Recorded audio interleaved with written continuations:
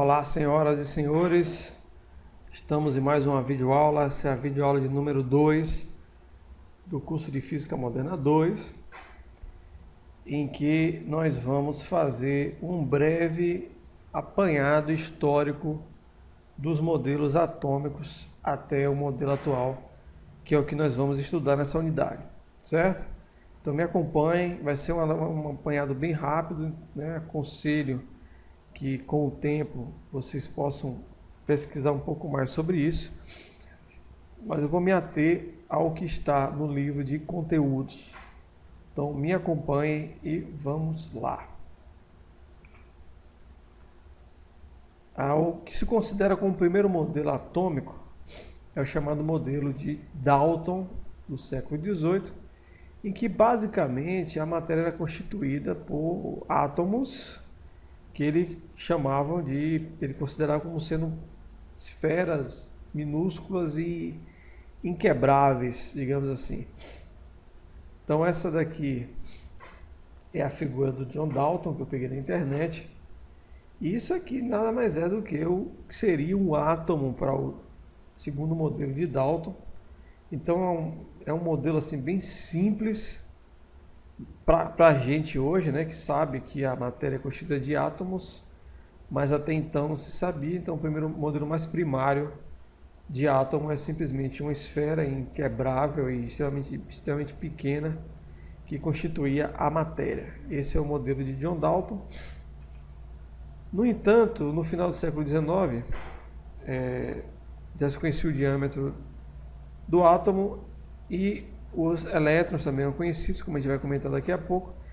E a grande questão era como criar um modelo que contemplasse a teoria de emissão de radiação por átomos aquecidos ou submetidos a descargas elétricas. O que quer dizer esse texto? Se você aquece a matéria, ela emite radiação. No caso de um objeto aquecido a uma temperatura ambiente, que é a temperatura que está, por exemplo, nesse momento, esse objeto ele emite uma radiação na frequência do infravermelho. Nós não enxergamos essa radiação porque nosso olho ele não é sensível a essa frequência. Mas equipamentos que são sensíveis à radiação infravermelha, ela consegue captar essa radiação. Tanto é que existem os dispositivos de visão noturna, que é que a gente chama. Ele capta a radiação infravermelha desses equipamentos, dessa matéria que está aquecida, né? Que basicamente é o ambiente como um todo está na mesma temperatura. Então, o modelo de Dalton ele não dava conta de explicar esse efeito de emissão de radiação, tanto por corpos aquecidos, como por radiação por descarga elétrica. É notório quando se vê um relâmpago o relâmpago emite luz devido à descarga elétrica que aconteceu na atmosfera. Então, como criar um modelo que contemplasse isso? Muito bem.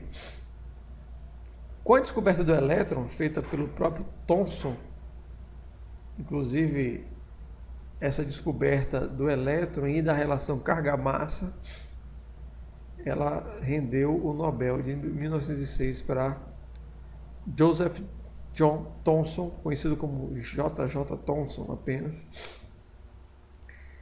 E com essa descoberta ele evoluiu o modelo atômico para o que é chamado na história da ciência como o modelo do bolo com passa, em que o átomo era basicamente um fluido positivo, uma substância positiva, e incrustado nesse fluido existiam os elétrons de carga negativa, de forma que o átomo como um todo ele ficasse com a carga neutra. Então daí a ideia do bolo com passas. Se você pegar uma gelatina e colocar uns pedaços dentro de passa, é como se os pedaços fossem os elétrons negativos e a estrutura inteira da gelatina ela tivesse carga positiva e que a carga líquida de tudo isso ficaria neutra. Então esse era o modelo de Thomson do átomo, é o chamado modelo do bolo com passas. Essa aqui é a figura do Thomson também retirada da internet. Aí, posteriormente, veio o modelo de Ernest Rutherford.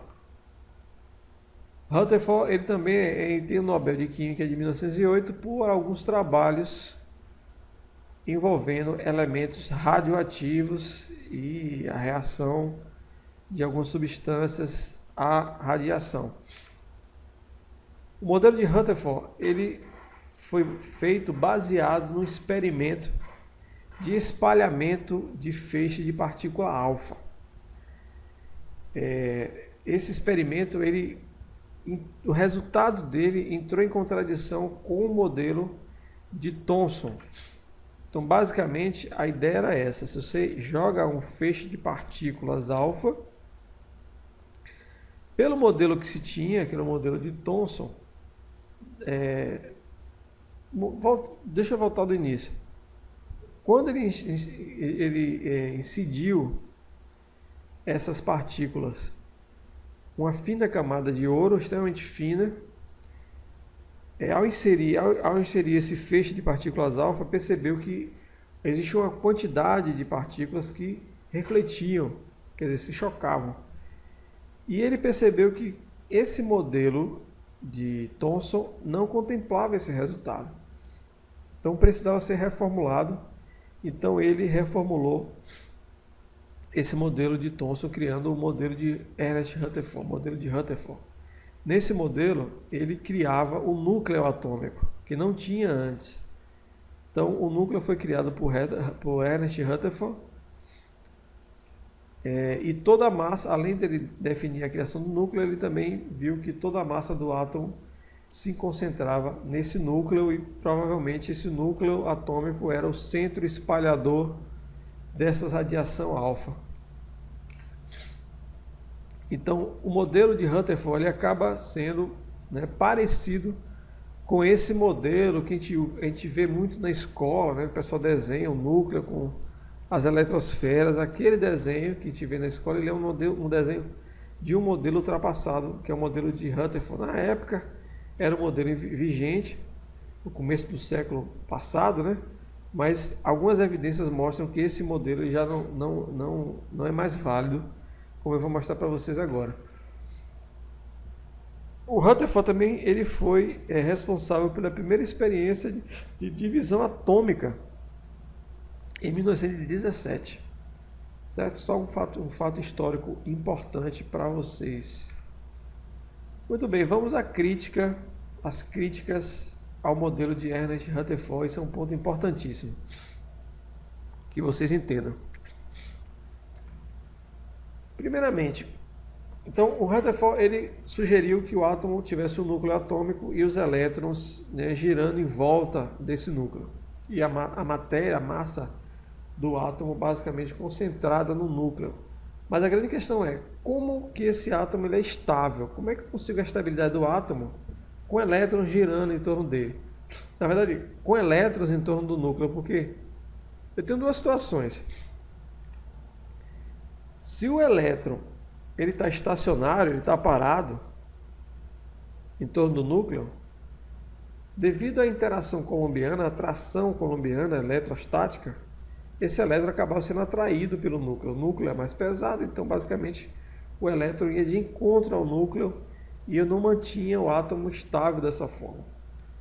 Eu poderia pensar, bom, esses elétrons estão em movimento, assim como acontece com a Lua em torno da Terra. Mas acontece que o eletromagnetismo já mostrava que cargas elétricas aceleradas, elas emitem radiação. Quer dizer, se o elétron está girando em torno do núcleo atômico, significa que esse elétron está sofrendo uma aceleração centrípeta. E pela teoria eletromagnética, toda carga elétrica que sofre uma aceleração, ela emite radiação. Então, se ela emite radiação, ela está, por conservação de energia, ela está perdendo um pouco da sua energia cinética de rotação. Isso faria com que a energia, esse movimento de circular fosse diminuindo até que o elétron ia colapsar com núcleo atômico, ou seja, nas duas hipóteses possíveis para a configuração eletrônica do modelo de Rutherford, esses dois modelos, essas duas possibilidades, elas entrariam em contradição, não daria para sustentar esse modelo. Então, como resolver esse problema? Então veja, esse desenhozinho de elétron que a gente está acostumado a ver de uma maneira meio que não muito científica, é bom lembrar, esse modelo ele já caiu por terra há bastante tempo. E o principal argumento é esse, a estabilidade desse modelo. Não é possível, pela teoria eletromagnética, manter a estabilidade desse modelo. Então, para resolver esse problema, o Niels Bohr ele criou alguns postulados. E esses postulados são: os elétrons se movem em órbitas circulares em torno do núcleo sob influência da atração coulombiana, obedecendo às leis da mecânica clássica e sem irradiar energia. Então, primeiramente, ele disse que os elétrons estão lá circulando, sofrendo ação, uma interação eletromagnética, eletrostática coulombiana, mas não irradiam energia. Átomos emitem radiação eletromagnética se um elétron... Então, a única maneira, segundo esse postulado, a única maneira de emitir radiação é se um elétron que se move inicialmente numa órbita que tem energia EI, se esse elétron que se move nessa órbita alterar o seu movimento descontinuadamente de forma a se mover em uma outra órbita de energia EF. Então, o elétron que estava girando aqui passa a se movimentar em outra órbita, aí eu tenho emissão de radiação. E a frequência da radiação emitida é igual à quantidade EF menos EI, quer dizer, a diferença de energia entre os dois níveis desse elétron, dividido pela constante de Planck. Isso foi um postulado de Niels Bohr para sustentar o modelo atômico de Rutherford. Além disso,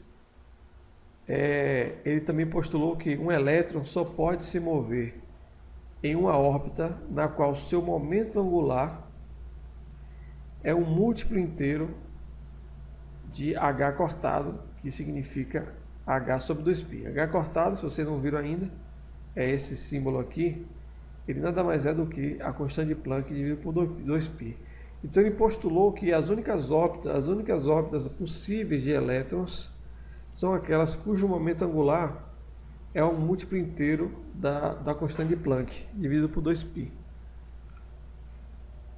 Esses postulados de Bohr, eles complementaram o modelo de Rutherford, tanto é que tem livros que chamam esse modelo de Rutherford-Bohr, porque é uma complementação, então ele criou esses postulados. E com esses postulados foi que deu impulso ao desenvolvimento da chamada mecânica quântica. Até então o que se tinha era o estudo da física quântica, que só trabalhava, quer dizer, que utilizava do argumento da quantização da energia para explicar alguns fenômenos, o fenômeno do efeito fotoelétrico, da radiação de corpo negro, mas não se tinha uma teoria que envolvesse relação causa-efeito, né? Como acontece com a física clássica, com a lei de Newton. Então, com esses postulados, foi que impulsionou o desenvolvimento da chamada mecânica quântica, que é o que usa a equação de Schrödinger, e é o que a gente vai usar a partir de agora.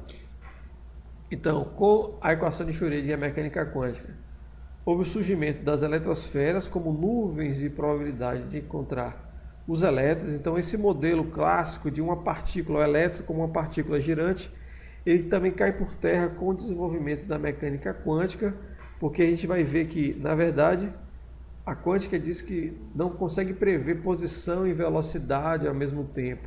Então, o que você tem, na verdade, é uma região de probabilidade. Então, isso muda um pouco o conceito de eletrosfera.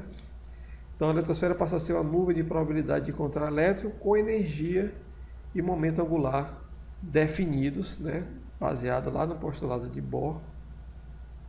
Além disso, o desenvolvimento da mecânica quântica criou o chamado conceito de dualidade da partícula, que já discutiu isso lá na Física Moderna 1. E uma das coisas mais importantes que a gente vai usar bastante, que foi a criação da equação de Schrödinger, né, que tem esse nome por causa do criador dela, que é o cara chamado Erwin Schrödinger. É um nome difícil de falar, mas vocês podem botar aí no Google Tradutor para vocês verem como é a pronúncia. Schrödinger, pode falar Schrödinger, certo? Então essa é um pouco do contexto histórico. Como eu falei, a história envolvendo a física moderna é gigantesca. Vocês podem, tem muita coisa para se pesquisar sobre o modelo de Bohr, modelo de Rutherford, modelo de Dalton, sobre Schrödinger. Isso aqui é só um apanhado rápido. Como eu falei, as videoaulas não são muito longas para respeitar o tempo que vocês têm disponível para estudar. Então isso é o mínimo que vocês precisam saber. Mas claro, quanto mais conhecimento, melhor, tá certo? Então qualquer dúvida, poste, qualquer coisa, qualquer informação interessante, qualquer material interessante, qualquer vídeo interessante que vocês verem, que vocês conhecerem, postem lá na plataforma para poder divulgar essa informação para todo mundo. Certo, gente? Então é isso aí. Até a próxima e fui!